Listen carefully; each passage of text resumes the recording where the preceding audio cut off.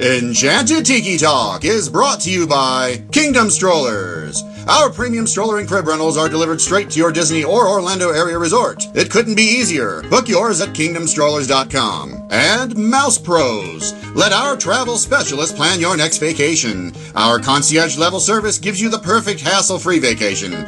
Get your free quote from Sean or any of our magical agents at mousepros.com. And Mickey Monthly, the Disney fans' monthly subscription box that brings the magic right to your door. Visit them at mickeymonthly.com. And now, it's show time! In the tiki tiki tiki tiki tiki hut, in the tiki tiki tiki tiki tiki hut, all the birds talk Disney and the listeners swoon. In the tiki tiki tiki tiki tiki hut, welcome to our enchanted hideaway, you lucky people, you. If you weren't listening starting right away, we'd be out of an audience too.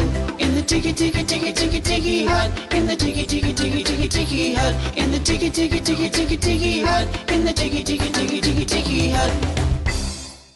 Hello and welcome to Enchanted Tiki Talk. This is episode 247 for the week of the July 15th, 2018. So, back this week is Steve for another round of Tiki Talk. How's it going, Steve? Oh, going well. Good. Having a lot of fun. Good, I'm glad. Keith, you're with us, right? I think, somewhat? I am here, yes. I'm still full from all of the holiday feasting. Still full? I'm here. What did you eat? A lot. Lots of hot dogs, lots of barbecue, you know, the good stuff I shouldn't have. So, when it comes to hot dogs, what kind of hot dog do you like to eat? Was it a name brand that you buy? I do like, I know you don't, but the Nathan's, I like theirs. Yeah, they give you I just like an all-beef hot dog. I don't like the pork chicken, you know, kind of a mixture and stuff. And Burtman's Stadium with mustard on there. It's a Ohio staple. Some ketchup, onions, you know, the basics. Gotcha. Steve, now you live in... Wait. Do you put ketchup on your hot dog? I'm sorry, I just got to ask. I do, yes. Yeah. Okay. All right. I didn't know if you were a ketchup mustard person or, you know, just a plain old mustard person. Now I'm learning a lot about you guys this way. I'm an equal opportunity condiment user. I just like mustard on my hot dog. That's it. I don't like to ruin it with anything else except for mustard. I'm pretty basic when it comes to that. It's got to be spicy mustard, though. Good to know. I don't like yellow mustard. Yeah. I find that offensive. Steve, now, when you lived in New Jersey, did you ever go up to Rutt's Hut? Yes. Yes. So good. Yes. Yeah, Keith, I took Keith there a couple years ago for the first time. He loved it. Oh, had to pull me out of there. Very, very sparingly because my cholesterol levels really need to stay steady. Yeah, that's going to do it. That's going to send it over the edge. All right. So, hey, Steve, tell us what's any big news stories out there in Disney World, Disneyland, anywhere in the Disney universe. Well, we got a few things. We've got a little look at Christmas, what's coming Christmas, and at Animal Kingdom they'll be adding a Diwali holiday festival of lights in India to the Great Bird Adventure that's taking place, and that's going to start November 8th. And at Hollywood Studios, they're going to be adding a Toy Story Land, a couple of special features. The only thing they've really made specific announcements on is holiday songs on alien swirling saucers. But considering that you have Christmas lights all over the place in Toy Story Land that light up at night, there's got to be, I would hope there's going to be a little more. And returning to Hollywood Studios will be the Sunset Season's Greetings. If you didn't get a chance to go last year, you got to go. It's taking the Tower of Terror and putting these projections on it. And it's very sweet. It's very nice. It's continuously run, so you don't have to be there for a specific time. But throughout the night, they did show about four different tales, and I'm sure they will be swapping it out and going back. The Jingle Bell, Jingle Bam will come back to Hollywood Studios, and of course Epcot will have lots of food because right. That's just what Epcot has. Yeah, the 8th is our last day in the parks, and that night we were going to spend in Epcot, but I'm trying to see if we can move the schedule and make Studios the 8th so we can try to experience some of the Christmas festivities, which I did not get a chance to experience last year. The coolest, one of the coolest parts is taking the center area, and with the big Christmas tree, was phenomenal last year. Yeah, I saw that without the lights on. It was during the day, which is kind of pointless because we're not going to see anything. The Sunset Seasons, though, was really cool. Projections. They also did hit the billboards, too. It snowed, too, which was really cool with the holiday music. So what's nice is it snows and it's free. Well, it's included. But it's not an extra ticket. But, yeah, that was really neat. I just loved that park with all like the retro, the holiday signs and stuff everywhere. It was really cool just to stroll around that park. A lot of fun. And if you like Christmas, New Year's, they've come out with the big ticket items at the Contemporary already for the big parties. Right. So you're talking about dropping $190 a person for the kids party. Jeez. For the kids party, which has like Sarge from Toy Story films coming, welcoming guests. You're going to be surrounded in this Disney Pixar films. With a buffet, but it's $190 a person. Wow. Now, that's for the kids, and more for the adults. It's talking about $275, which is the Disney Countdown to Midnight Magic, where you've got a Mickey Mouse mirror ball, which I don't exactly know if that's going to be good or bad. But a Mickey ball spinning and dancing, and then if you want to plus it, because you always have to plus things here at Disney World, you have access to the Disney Ink and Paint Club for a special area, a private pianist, chef stations, photo opportunities with Mickey and Minnie. But you have to buy in first to the Countdown to Midnight, and if you do that, the total for that ticket is $450. Whoa! I guess. And now, how many hours is it? Last year, I believe when they did it, it was 700. Wow! So it's gone down. Sell out. Sure. It will sell out. They lowered the price on some of this, and of course, at the end of the night, you get to watch the fireworks from the Contemporary. As you cry. As you cry, right. As you realize what your January bank statement is going to look like. Holy cow! Oh man! And I think don't they kick you out at like 12:01? Isn't that like the end? They probably don't kick you out per se, but I'm sure it's kind of like the music's gone, the fireworks are done, and at the Contemporary, you have to go. I mean, it's a very. If you got the money, and me myself, I will probably be watching fireworks. Hopefully, they'll be broadcasting on Disney Parks blog, and we'll be at home and enjoying it in the confines of our inexpensive evening. Right, exactly. It's the best way to do it. Yeah. One last thing, quirky thing, is that over at Shanghai Disney Resort, they've got this huge lake. They call theirs Wishing Star Lake. And they've unveiled this 11 meter, which is a 36 feet tall, rubber ducky. And the rubber ducky is Donald Duck. That's awesome. So Can you imagine being on this lake or being near this lake and seeing a rubber ducky 11 meters high? Donald Duck looking at you. Yeah, you're either going to be really excited or it's going to be a nightmare come true. I want to ride it. I've already seen people asking in social media to bring it over to Disney Springs to see what happens here. Put it next to the Lego Loch Ness Monster, and you'll be set. But you can find that and other news over at DisneyDiary.com. And tonight, which you will hear about later, there was a problem over at Hollywood Studios. Still taking place. The cooling system broke down, shutting down the majority of rides for a good portion of the late afternoon and into the evening. So, can you imagine sitting there in Tower of Terror and being told, sorry, we have to let you go.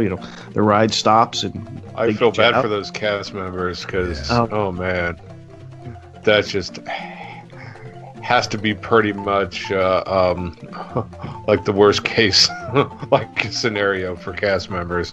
Right. Sorry, folks. Moose outside should have told you. Park's closed. Yeah. Yeah, that's a bad day right there. Yeah, guest services is going to be backed out for a long time. Yep. All right, so with that, let's take a quick break.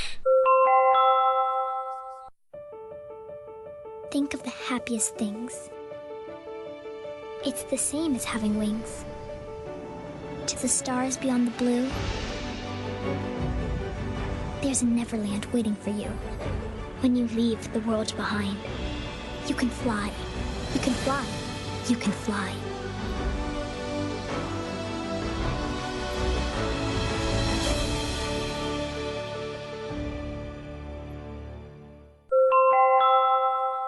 So we are back from break. Disney parks throughout the world are known for many things. In many cases, they're known for long lines, incredibly themed attractions, and must-have snacks. But this week, we're going to talk about the one thing that they have truly excelled at, and this is the Disney Dark Ride. So this week, we're going to give our top 5 dark rides that you can find at Walt Disney World. Of course, some of these are interchangeable between Disneyland and Disney World, but since we're focusing on Disney World, it's going to be a lot easier for us. And Keith's never been to Disneyland, so that gets hard. Yeah. I want to talk about snacks now that you brought it up. We could do that another time. Oh, all right. The top 5 snacks that have salt, top 5 snacks that have sugar, top 5 snacks that have chocolate. There's a lot you could do. Top 5 snacks that you can eat with 1 finger or 2 fingers. We could figure something out. Are there 10 things that you can eat with 1 finger? I don't know. Kit Kats? No, not with M&Ms. 1 finger. M&Ms you could. How? Lick your finger. Lick your finger, press down on M&M and pick it up. That's a lot of work. A pretzel, yes. M&M. A pretzel. Yep. I'm sure there's others. A potato chip. You don't need anything for a potato chip. Just stick your tongue out and pick it up. A really fat churro. You could. Lollipop. Ring pop. How? Ring pop. I'm sorry, ring pop. Yeah, ring pop you could. Yeah. But they don't sell those at Disney World, do they? I don't know. Steve, do they sell them in Disney World? No, they do not. Oh. See? Not ring pops. Oh. And they wouldn't be able to call them ring pops anyway. It's true. True. Because they can't call the tater tots. They're potato barrels. Right? Potato barrels. Yes. Whatever theming they can come up with. Right. All right. So, Keith, let's get back on track now that you derailed the show. I didn't. You did. You're the one who brought up snacks, not me. All right. So let's start with number 5. Keith, what's your number 5? Okay. I kind of went underrated dark rides because I was afraid that all of us would kind of have the same top 5. So with my 5th pick, I went with the Grand Fiesta Tour. It's in Mexico. I think that people are so food focused when they're in World Showcase. Maybe they're so focused on Frozen that this ride kind of gets overlooked. I think it's only one of 2 attractions that actually has Donald Duck in it. I know that the PhilharMagic's another one, but yeah, it's a fun ride. The music's really great. The animatronics that they put in, it's a really nice touch, and I just love riding that ride. I'm with you. I think that's a great attraction. I was thinking about putting it on my number 5 spot, but I opted against doing that. Just because, I mean, there's just so many. You're doing underrated, and there's just so many attractions to choose from. But right, easily there's going to be a few people that will put that in a top 5 attraction because it is underrated. It is a fun attraction, and I would love to see a Coco overlay on that attraction. I think that would be actually perfect for that pavilion, and it would draw a lot more people. But I just don't know where they would put the crowd. That's true too. I mean, I'm sorry, Steve. No, it's just the. It is a great attraction. I mean, how often do you see chefs trying to carve up Donald Duck? Yeah. The Coco overlay has been rumored for a long time, and I just don't see it happening just yet. It would be fantastic. It would be great. They've done a lot at the entrance to the pavilion with Coco. They just activated something this past week where you can make your own skeleton face by looking in a mirror. But the Grand Fiesta is a classic, and you hope it sticks around just because it is sentimental and it's a bit campy. Yeah, it's true. It's got the same feel as Small World, but not as annoying. With the same song over and over again. So, Steve, what's your number 5? I'm going to come out shooting with Buzz Lightyear Space Ranger Spin. Okay. This is I put this on the list because when it first opened that year, I was down here with my wife, and nobody had discovered it, and we were able to ride it, get off, get on, get off, to the point that the cast members said, "You know what? Just stay in and go around and go around." That's cool. It's a lot of fun. Mm-hmm. It's good for all ages. Toy Story Mania I love as well. It's a little more complicated, but for taking kids on the ride, it's a lot of fun. And you could, once you've mastered where the Z's are, which I have, you can get to the big scores. Right. Have you been? Was it the Space Ranger? Is that what the top score? I've gotten to the point where I've gotten 999,000, basically all the way to the top. Wow. I usually get beat by my wife. She is just a crack shot. We have this competition, obviously. Who's going to get the higher score? And in that ride, she normally does. Gotcha. Yeah, that's a good attraction. I like it. I think it's always a must-do for us. We tend to do that one more than we will do Toy Story Midway Mania. I think it's got a better rewritability than Toy Story Midway Mania, just because there's more to see, more to shoot at. So, and the queue is usually pretty quick. The line's usually not too bad. Yeah. I just like to spin at the car, and it makes my wife just angry because, as soon as she gets her sights on something, I'll spin the car, and she cool. gets really mad at me. I have. That's mean. All right, so with my number 5 pick, it's probably kind of controversial. Kind of probably would fall more in the line of underrated attractions, and that's going to be the Navi River Journey. I actually really, really like the attraction. I know that it's not necessarily worth the wait. I understand that, but I think it's visually pleasing on the eyes. You got the bioluminescent plants and animals completely around you. The shaman animatronic is incredible. The song that the shaman is singing is great. It's a song you can listen to over and over again, and it doesn't really bother you. My biggest problem with the attraction itself is that it just relies too much on the screens. I think that they did a little bit too much screen in there. It works in some scenes, and some scenes it does not. But overall, I think it is a very good attraction. It's family friendly. Anybody can ride it. It doesn't matter your age, size, and it's just enjoyable, relaxing ride. And is a boat ride, which is I love the boat rides anyway. So you just take your time, enjoy the scenery around you. It's beautiful. I did put this onto my list. I think that it's not that it's underrated because Pandora, is still new and lots of people flock there, but it seems like it's always the B choice. It's like if the Flight of Passage is too long, okay, fine, I'll take and ride the Navi River Journey, but it's a really peaceful ride. The music is fantastic.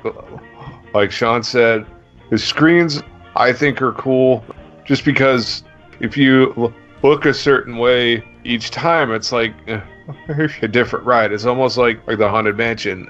It seems like that you always see stuff that you didn't like a previous trip, and the shaman is probably the best animatronic that Disney has ever done. I mean, it's fantastic. So I just love that ride. I think it's really well done.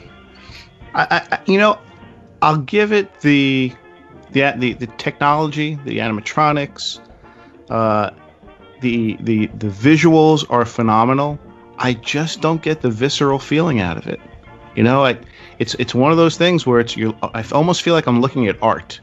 Mm-hmm. I can understand that. I'm looking at something with the screens. It's so almost so perfect. It's so beautiful that I'm not getting that visceral, fun feeling out of the ride. And maybe by the time you see the shaman and you hear the music, you maybe get some of that. But by that time, the ride is pretty much over. Right. So. Yeah. It makes sense. It makes sense what you're saying. I can definitely understand that viewpoint. Keith, number 4. All right. This will probably be a strange pick to have as an underrated ride, but I put Splash Mountain. I think it's a big hit, like with adults mainly, the classic Disney fan. I don't know if it's got the appeal to the kids as much, just because Song of the South it's tucked away and hidden, and nobody really knows what the film is anymore. Well, my son Connor at 7 loves the attraction, and he doesn't, he's not bothered by anything that he sees on there. He thinks it's a great, fun attraction. He loves the music. He loves the thrill aspect of it. So I think it holds up for people of all ages. And it's number 4 on my list as well. Oh, it doesn't have that connection that like Pixar does and some Toy Story with kids. And the ride itself is really good. The scenes are fun. Animatronics are really good, like when each of them's working right. The music's fun, and then the drop is always exciting too, but it's a long ride so that you kind of get off your feet for a while, and it's just one of those rides that is like a must-do for us, as long as it's not in a refurb, which it tends to be quite a bit. Yeah, I agree. It's a great attraction. Music is great. Visually, it's great. There's so much to see, and I think that the attraction has great rewritability, just because there is so much to see, especially someone who's never been on the attraction before, because there's so much going on, and when you're coming down a hill, you're not able to look around and see what's happening on the first time, so you're really more focused on the drops. So it's a ride that you're going to go on over and over again, as long as the lines aren't too long and you don't mind getting wet. Right. And the length of the ride is fantastic. I mean, yes. It's 11 minutes. It's 11 minutes long, so it's one of the longest actual rides, not a show, but a ride. And the scenery behind it. There's always so much to look at, and there's always so much new to see when you're going through it. The details that you may not have caught before. Right. It is a great ride. Not on my list, but it's a great ride. All right. So what's your number 4, Steve? My number 4 is the Twilight Zone Tower of Terror. Good choice. You are now talking about a thrill ride, which not everyone likes. There are people who are big roller coaster fans who are scared of this. There are people who just don't like it. And it is a nice, controlled thrill of going up and down. Very safe ride, but bringing that Twilight Zone feel of the TV show, something that I grew up with, watching all the time, and it is just fun and just something to get all that energy out. Yeah, that is a great attraction, a great dark ride. It's not an attraction that's over quickly. There's different show elements to it that really enhance the experience. The one thing that I would love to see them do is bring some of the elements from California with Guardians of the Galaxy, where you're getting the animation on the drop as well. I wish they would add something like that to what's happening into the walls in front of you. I think that would make the attraction even better if they could do something with that, whether it's stars or more Twilight Zone things happening. I'm not saying bring Guardians over, it just enhance a little bit more. So great choice. The whole thing from the queue is so expertly done. I mean, I could stand in that queue and just take it in, and then the ride itself is really cool. It drops, and it's a randomized drop, so each time that you ride it, it's not the same drops. And when those doors open up and you can see outside at the park, especially at night, it's fantastic. All right, Keith, what's your number 3? My third was Navi River Journey. Oh, okay. So. That was easy. All right. Steve. Now we're getting into probably the obvious ones. 3 would be Peter Pan's Flight. Okay. This is the one that adults, kids, everyone wants to get on, and is one of the longest lines all the time at Magic Kingdom. The idea of swooping over England, it's just I still get fascinated. I still make, every time we go past the mermaid joke, the mermaid, I still make the Ariel joke of the redheaded one. You love to see Peter Pan fighting Captain Hook, and you love to see the one scene around the corner where his arm joints don't really match too well. This is something that it's just a lot of fun, and the queue that they've done with it to enhance it, to take the time of going through, watching Tinkerbell and seeing her go around is just fun. That's something I still have yet to do, is the queue. Either. We have not done it's always a fast pass, since we always pass the queue, and I've always wanted to either do it at Rope Drop or something and try and get there and do it. I never have. The fun part of it is there's a wall in which there's shadows. So as you walk past, bells will come down, and you can lift your arm, and there's a light behind you, and your shadow can touch the bell and make sounds. And oh, cool. And do a variety of things. And you get little pixie dust thrown on you in the hallway as you approach. Oh, nice. So it's just a lot of fun. That's on my list. I'll talk about that shortly. So my number 3, I'm going to throw in Haunted Mansion in there. I'm sure that is probably top 2 or top 1 for many, many people out there. I just put that at number 3 this time, just because my next 2 attractions are just more towards the top of my list. But Haunted Mansion, there's so many things to say about it. We've already talked about it here and there before, but Haunted Mansion is a fun, not necessarily scary attraction. It's just it's a play on scare, which really enhances the attraction. It's just an attraction you're going into that it's fun. There's so much to see. It's the rewritability on this attraction is through the roof, because especially when you come to the attic scene, you can be looking on the left side 10 times in a row and spot something new, and then all of a sudden you have to look on the right side, and there's more things to see. So there's just so much going on in that attraction that it's got to be easily in anybody's top list for dark rides, fun rides, any type of rides. So that's Haunted Mansion at number 3. If I was doing like a top 1, this is easily top of my list. I mean, I think that I have talked about this ride ad nauseum on this show, like over 5 years. But my mother-in-law, the first times we took her down and we started walking through, and she thought that the Haunted Mansion was like a haunted house, like a real, like a scary haunted house. We played it up like for the entire queue, and she was just completely freaking out. And she rode the ride, and she loved it. So that's good. But yeah, it's just as soon as that voice hits and starts, and you just get the chill bumps, and it's just a fantastic attraction. There's nothing like being in the elevator scene and listening to, and consider this as making an observation. This chamber has no windows and no doors. Yep. And everyone starts to repeat the words in unison. There is it's a great feeling with people who've been on it a lot, and they just repeat it and they know what's going on. And for those who haven't, to watch their reactions in that, just in the elevator before this whole thing starts, it just brings a lot of fun in and a lot of energy. And it's on my list too. And I think I agree. There's so much to see every time you go.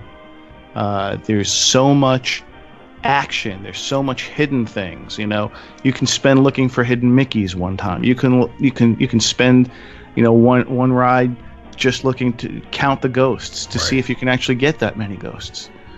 It's a lot of fun. Yes, it is. On my underrated list, I had Under the Sea, The Journey of the Little Mermaid. This one, it's really fun. It's not the most technical of attractions. It's an omnimover.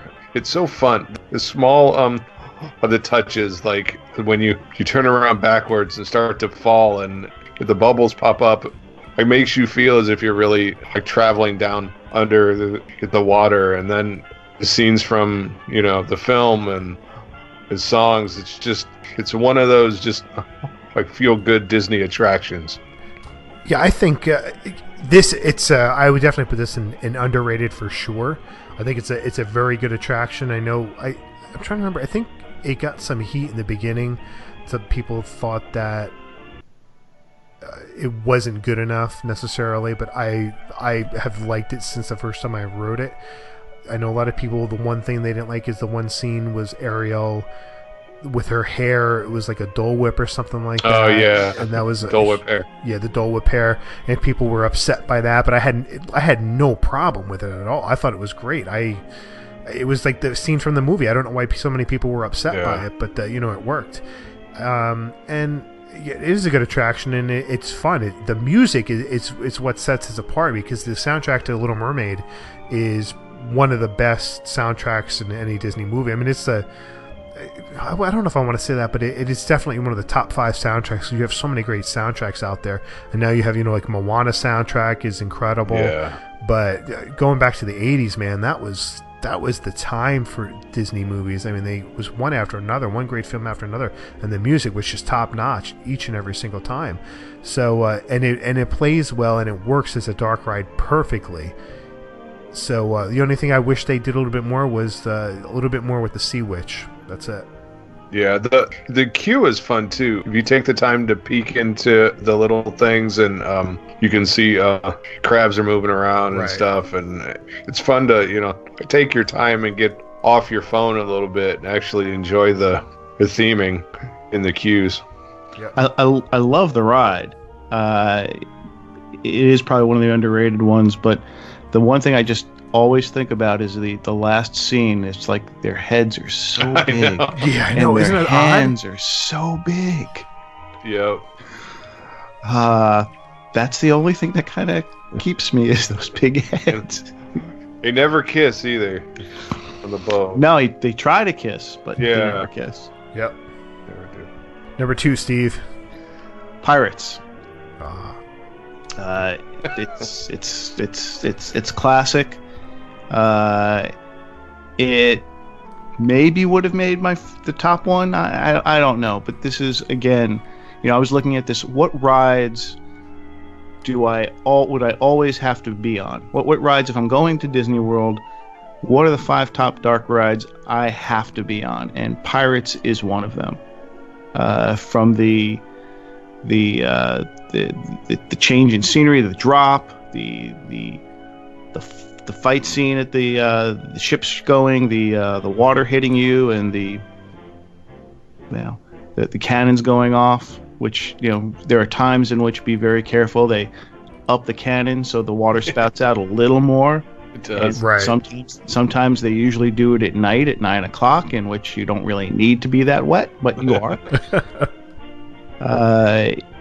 And again, it's looking back at the animatronics and looking at the details and the cat that cries, the black cat the cat that cries, the drinking, the look at the hands. It's just a lot of fun. I'll talk about mine later. But, I knew that was going to be yeah, at the of course. top of Sean's list. Yeah. But, But Keith, if you want, you can comment now, comment later. But it's one of those rides that if you don't get a chance to ride it, it doesn't seem like your trip is complete. It's one of those that it is a classic Disney. It's got some newer, the technology's in it. It's a nice marriage of the two. The songs are great. Smells are great. It's just a tip, though. If you, like me, happen to be a larger fellow and you are traveling with another larger fellow, do not sit in front of each other at the back of the boat. My cousin and me he took him places that way. I swear at the boat, I bottomed out a couple times and we took on heavy water. So ensure that the weight kind of is evenly placed on both sides of the boat. So I'll talk about my number two. My number two is Peter Pan, and a lot of that is a nostalgic look through our childhood where it's just an incredible, well-themed attraction. Short, yes, but it works for what it is. It's fun. It just reminds me of childhood, of playing, cowboys and Indians and pirates and all those different things intertwined within the realm of that, and not wanting to grow up and wanting to play at all times. And Peter Pan has always had a special place in my heart with the film and the attraction. So that's 2 for me. Number 1. As my underrated list goes, I put Carousel of Progress. It's another attraction that if I don't do, it doesn't feel like I was there. It's just that classic feel. It's one of the few still remaining passageways back to Walt, even though it has been updated and changed over the years. That the basic attraction is still there. It's funny. The song is one that you walk out and sing for hours afterwards. It's just it's so well done. It's just that classic Americana that you don't find anywhere anymore. I just want them to, so they never have to update the attraction ever again. I think they should just leave the last scene as a scene from the 90s. Have the boy dressed in grunge, having the mother, having the grandmother playing Mario Kart on there. I know they wouldn't be able to do that, but playing something like that. And then you don't have to have the voice activated things, but it's still the 90s. So many things happen in the 90s. Use AOL or something along those lines. How that was changed. Welcome, you've got mail. I think that's would be the perfect way to end that attraction is the 90s, because so many things have had technology changed so quickly in the 90s that I think that's the perfect decade to end things with, because I don't think they can necessarily, unless they're going to keep up with it, I don't think they have to stick with the future of changing. I think they just stick with the 90s and they'll be fine. I just want to know, is it the same dog? That's all I want to know.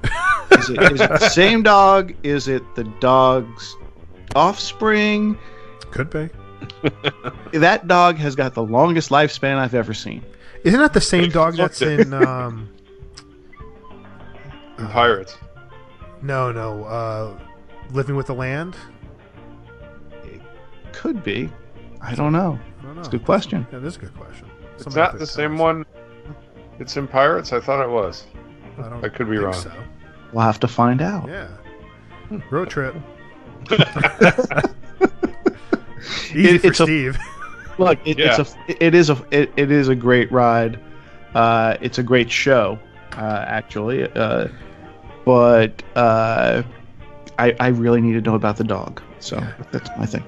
That's gonna be a great blog story if Yeah. any of it is true. All right, Steve, what's your final one? My final one is actually the Haunted Mansion. And the one thing I want to add about it, and probably something we can talk about all of the top 3, 4, probably in all our list, is the music. Oh, yes. And all of these rides, if you think about it, have great music and tunes and phrases that when you walk out, you're going to repeat and think about as you walk out. And it's almost like theater, where there's an old saying in theater that at intermission, if a person is humming the last song they heard, it's going to be a hit. Right. If you're walking out of these rides and these attractions, and you're singing the music, or you're thinking about it, you're humming it, it's going to stay with you. And the same thing with the Haunted Mansion. It's just the music behind it keeps you going. It's as you pointed out before. It's a takeoff on scare. It's uplifting, and I still enjoy my ghosts that come home with me. See, it's something to be said about because it's considered a classic attraction. There's no doubt about it. There's something to be said about non-intellectual properties that can stand the test of time. You might have Star Wars, the new Star Wars attractions coming in. You might have these Pandora attractions. They're not going to stand the test of time as an attraction like Haunted Mansion, It's a Small World, Pirates. They can stand the test of time. Even Splash Mountain, they will withstand the test of time because it's an original concept that was created for a purpose. And that purpose was to entertain guests. Whereas Star Wars, Pandora, Harry Potter across the street were all things that designed to entertain somebody at the movie for 2 hours. There's a difference, and that's one thing I wish that Bob Iger would realize, that don't rely on intellectual property. You have to have new ideas out there, because those are the things that are going to stand the test of time. As much as I agree with that, I think that Star Wars is kind of its own category. Yeah, it's true that it started a 2.5-hour movie, but like Star Wars has taken like a life of its own. For me, I think I probably am looking forward as much, if not more, to just the environment at Galaxy's Edge and not the attractions. Yeah, you say that now, but when there's crowds and you're not able to walk around and enjoy it, you're going to be just like, I'm getting on this attraction and getting out of here. Because you will not be, for a long time, you're not really going to be able to enjoy the land. That's my opinion. It's like, and people said that about Pandora too, and but it's not Star Wars. If you wait, especially at night, thins out quite a bit, especially with the fireworks shows and Fantasmic and stuff like that. I think that you'll still get those pockets of time where it's not quite as bad. It's just like anything else. I mean, look at Toy Story Land. Like 2 days or like a week after the opening day, the wait times like totally just fell off the map. So yeah, but you can't compare kids attractions versus Star Wars. It's not the same category. I think it's going to be. I think it's going to be interesting to see. You're talking about, for Star Wars, you're talking about something that is adults to their teens to the very young. So it has a larger span of appreciation, I think. And you're talking about a land in which they're going to have a lot going on that we're probably not going to figure out for a ways, a while. But they'll have things on various levels, interactions. The worst thing that could happen is that it becomes like over at Universal with Harry Potter, where you can't really walk through down the street. Right. Because there's just so many people, and it's still that way there at times. You hope that they find various ways to funnel people back and forth and find ways to keep people interacted, to do things just like they do over at Universal. But with Iger's thing is he's from movies. He's from movies and TV. That's his background. That's what he knows. And I think that's what's driving a lot of his IP decisions. Right. Instead of saying, let's try something from scratch. Right. Well, and I think too is that you do like have a built-in safety net almost if you use these properties that it has a built-in like fan base already. It's not like if they did an like original like attraction, the bloggers hated it, everybody started to bash it. It's a lot safer. It's just like with their films, they do those like the live action remakes because it's a lot safer. Right. That's the problem. It's too safe. Yes. It's basically it's guaranteed money, which I guess is smart. It's like a business sense, but like creatively, it's not. Right. All right. So we're kind of running off the deep end here, just a bit. I'll end it quick with my number one. My number one is Pirates. No. I almost spent too much time on it because we're already running late. I just love the attraction. It's just it's a fun attraction. Who doesn't want to be a pirate? Who doesn't want to play pirate? Music is incredible throughout. The animatronics are great. You got a great story going on with the pillaging and pirates being pirates. But it's a fun boat ride through a dark environment, and it's got so many great characters that we can spend an entire episode on, so I don't want to go too long-winded with that. So that's it for the top 5 there, and I think that's going to do it this week. But first, we want to thank our sponsors, Kingdom Strollers. Get your premium stroller and crib rental at kingdomstrollers.com. Let the vacation experts at mousebros.com help plan your next perfect vacation. Don't forget to check out our store at redbubble.com/Tiki Talk Podcast. And you can connect with us on social media. Find us at Facebook at Channel Tiki Talk, Instagram and Twitter at Tiki Talk Podcast. You can also leave us a message on the Tiki Talk hotline, 256-4MY-TIKI. That's 256-469-8454. And if you enjoy the show, please take the time. Please take the time to rate us on iTunes. You can find me on Twitter at 1 Minute Disney Dream. That's 1MIN Disney Dream. MouseWorldVacations.com and MousePros.com. And you can find me on Twitter and on Instagram at Dole Whip Daily. And you can find me on Twitter, Instagram, Facebook, DisneyDiary.com. Disney Diary, and don't forget to look at and check out the latest news and views at DisneyDiary.com. I want to thank Keith and Steve this week for joining me, and that's going to be it. Alan, take it away. Thanks for listening this week. For Sean and Keith, I'm Alan, and this has been Enchanted Tiki Talk. Aloha.